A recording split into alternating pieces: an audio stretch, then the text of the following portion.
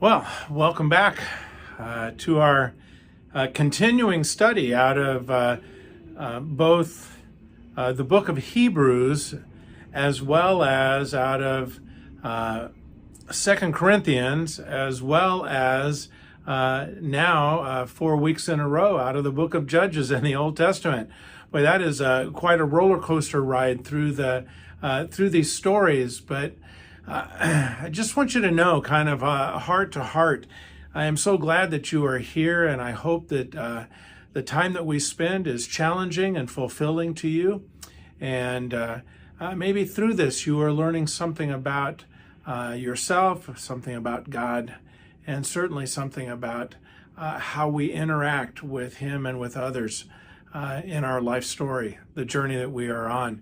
I want to go back to where we were out of Hebrews chapter 11, and this is part of the kind of fleshing out this idea that we are jars of clay, as the Apostle Paul says in 2 Corinthians. In Hebrews 11, verse 32, we've read this now for 4 weeks in a row. The author of Hebrews says, "And what more shall I say? I do not have time to tell you about Gideon, Barak, Samson, and Jephthah." Well, I suppose you could look at it this way. Maybe the writer of Hebrews didn't have time to tell, but we're taking time to at least look back a little bit on their stories. And so we've arrived at Jephthah, probably not the most well-known Bible character. He actually just kind of appears on one page out of the Old Testament. And it's in Judges chapter 11. And we're going to start, and we're going to read through this so you can follow along at the bottom. Judges 11, verses 1 to 3. And this is how the story goes. You can follow along. Jephthah, the Gileadite, was a mighty warrior. His father was Gilead. His mother was a prostitute. Gilead's wife, see, Gilead had both a prostitute and a wife. Gilead's wife also bore him sons, and when they were grown up, they drove Jephthah away. "You're not going to get any inheritance in our family," they said, "because you are the son of another woman." So Jephthah fled from his brothers, settled in the land of Tob, where a gang of scoundrels gathered around him and followed him. Wow. Not a promising beginning. Here's this guy who is unplanned, unwanted, as a prostitute for a mom.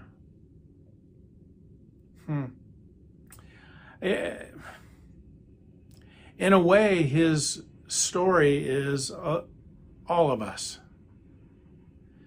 Have you ever felt unloved? Have you ever felt unwanted? Have you ever been told you're not good enough? Have you ever been cut from the team? Have you ever been turned away? Have you ever felt the embarrassment of being dumped? Well, the story of Jephthah is for you and for me.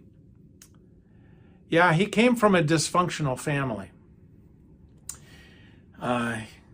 He lost his inheritance. His own brothers turned on him. He ran away, and as is so often the case when we run from our difficulties, he ended up running to the wrong crowd. It says he ran to a bunch of scoundrels. I really wonder what that Hebrew word means. I think NIV may have sold it a little bit short. So yeah, this is a story for those who, his story, Jephthah's story, is for those who feel paralyzed by their past, victimized by their own family, for those living with a bad reputation, whether it comes from parents or from your own mistakes. It's a story for those who spend their lives trying to overcome family dysfunction. And family could be blood family, but it could also be family that you have chosen yourself. Maybe even church dysfunction. Oh my goodness. Look, this story only takes up a few paragraphs in the Bible, just a handful of lines. And it leaves a lot of space for our sanctified imaginations to fill in the gaps.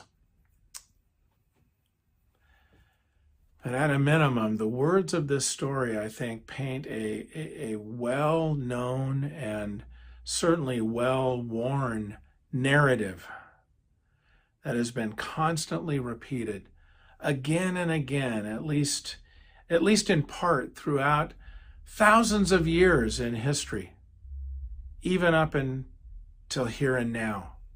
It's kind of the same story again and again. It's where we hear these words in our head. You just have no idea what goes on behind the closed doors of my home, in my circle.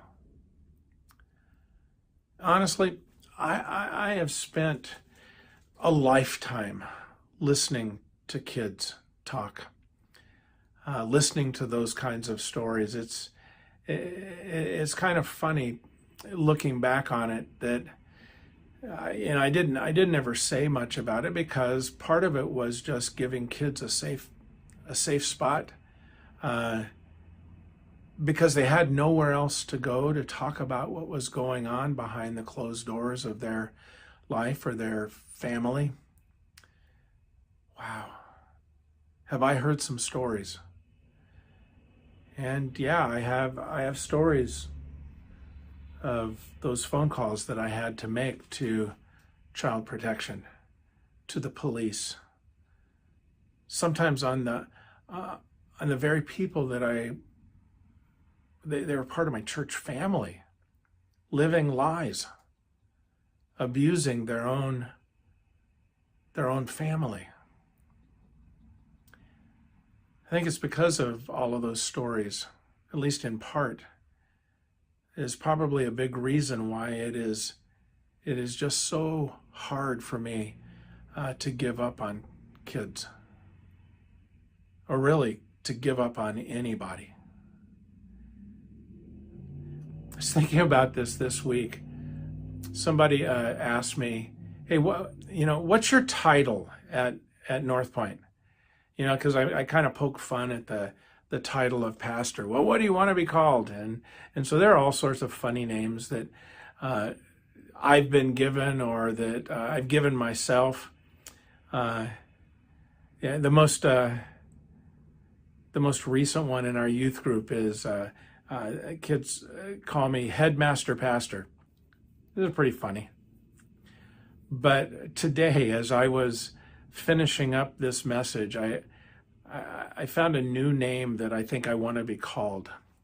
It's really not a name, it's more a definition of who I am.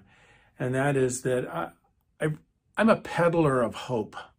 That's what I do. I peddle hope all the time.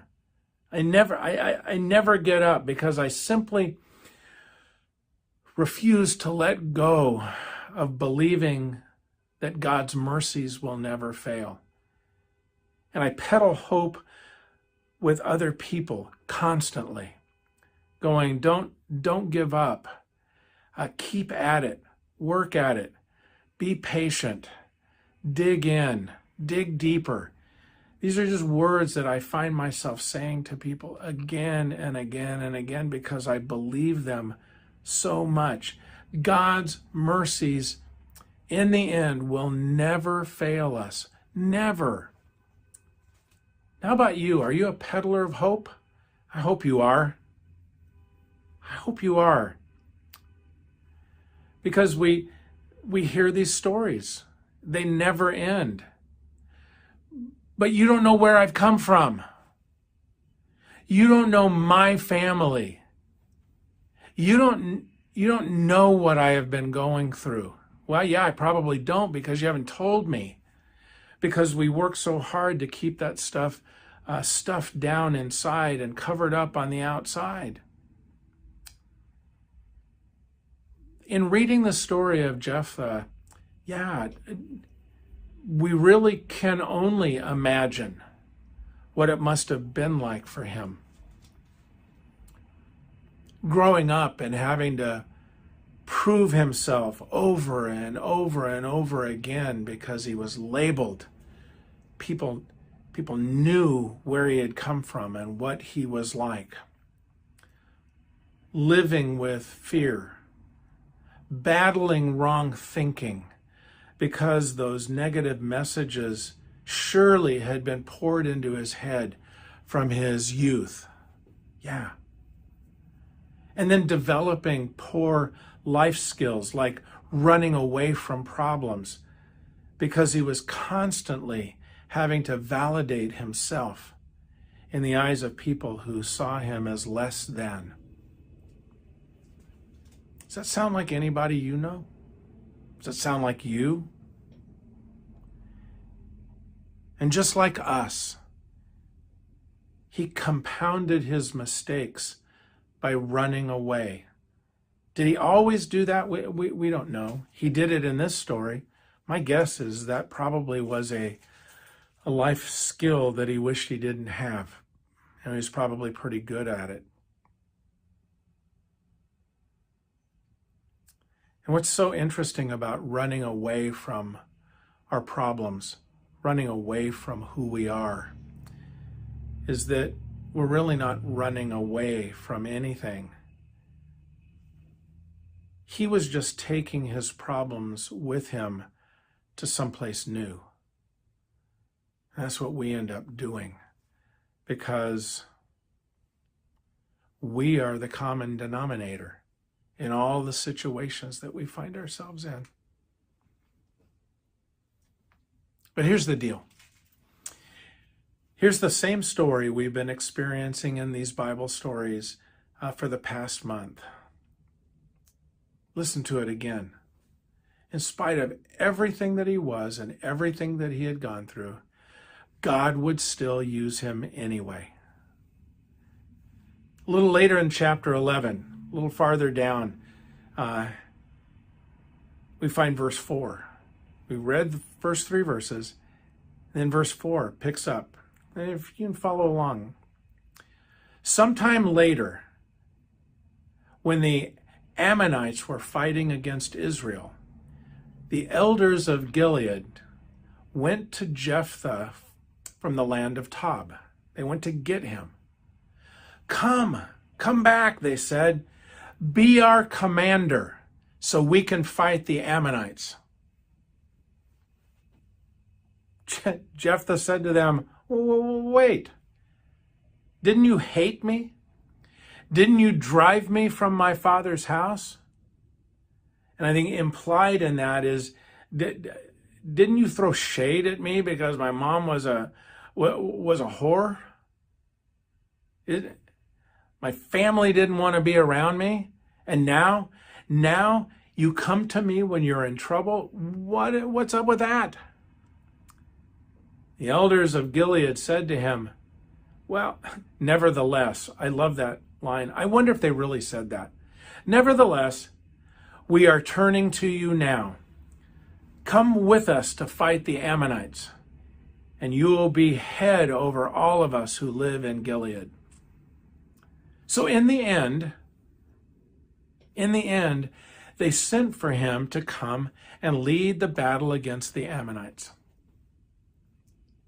It's amazing how forgiving people can be when they want something from you. It's amazing how welcoming people can be when they just sort of lay aside the things that they have struggled with you on. Illegitimate Jephthah becomes the mighty warrior leader of Gilead. So you kind of stop the story right there. And then even when we read it in Scripture, there's a little bit about the battles and all the stuff that went on. But you get down near the end of chapter 11. What does Jephthah do in response to this amazing turn in his favor? He makes a huge, foolish mistake. One that would haunt him for the rest of his life. He bargained with God. Check it out. This is just the one little part of it. We'll pick up in verse 29. And Jephthah made a vow to the Lord.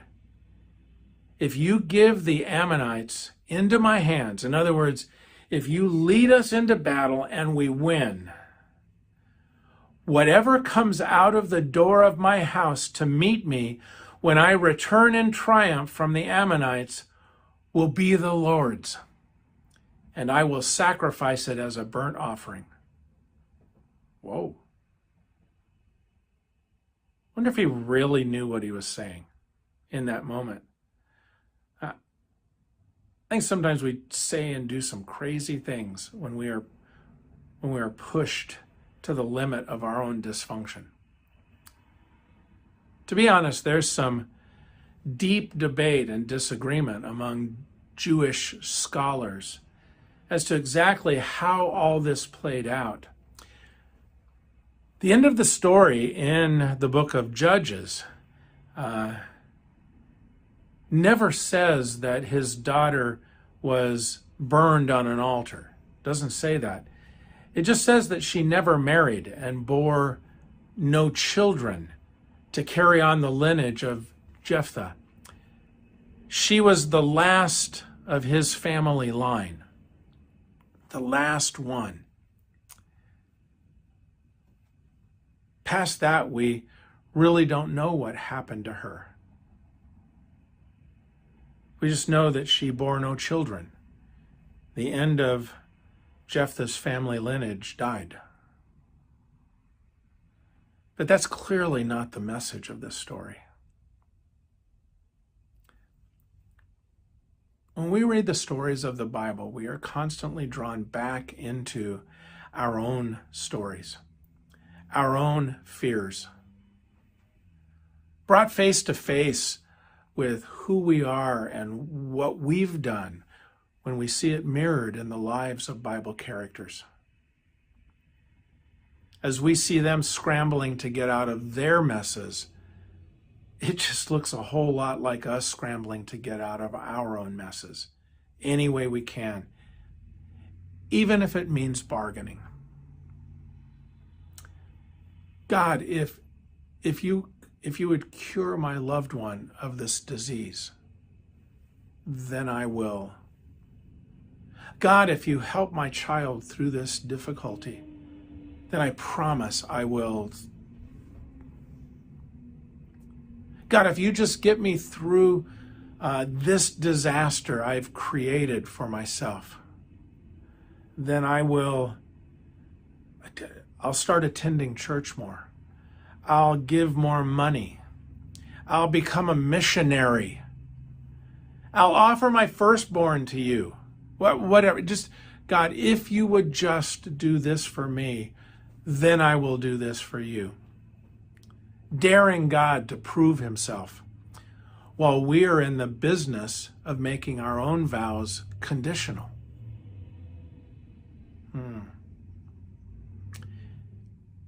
Here's the bottom line in this story. Jephthah, in spite of all of the mess of his life, all that he had gone through, he understood vows. And at least according to this story, he kept his, even though it haunted him the rest of his life. Us? I think sometimes we don't even understand the nature of vows. And yet we make them and break them all the time, even to God. So let's go back and end this part of the study.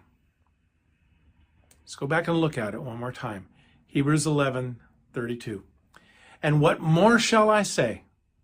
I do not have time to tell about Gideon, Barak, Samson, and Jephthah. If you remember the stories over the last 4 weeks, Gideon was afraid, but God used him anyway.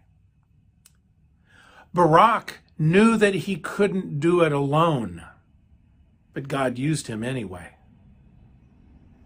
Samson did a whole lot of dumb stuff, but God used him anyway. Jephthah had a horrible, dysfunctional family and made a colossal mistake, but God used him anyway. One last time. These were seriously flawed men, yet they made the book. If there was room for them, there is room for you and me. So what will your story be? What will your life look like when we look back on it? Who will write your story? Who will read it? The peddler of hope. I love this. I love being able to say to you, whatever that story is, it can change today. Because, yeah, I may be a peddler of hope.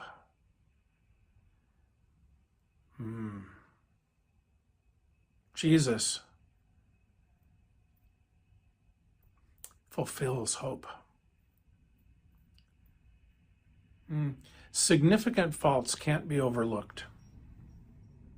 They can't be minimized. Our limitations, our sins, our mistakes, our heritage, our background, they all carry grave consequences. That's just the way that life is. But the real ending to this story, God uses amazingly damaged people to demonstrate his grace, so that when battles are won, when changes are made, when there is evidence of good in your life and in mine, people can see the greatness of God. That's what it means to honor God. That's what it means to worship him. As we always do here, we're going to share in just this last moment, we're going to share the Lord's Supper together. I just want to remind you again that the bread represents his body broken. The juice represents his blood that was poured out so that sin and death could be defeated. The grave would no longer have any sting. That we can have life the way that God fully intended for us to have. And that hope, yeah, it can turn into reality for those who know and love Jesus. That's the promise. He's the promise keeper. Remember that this week. Till next time. See ya.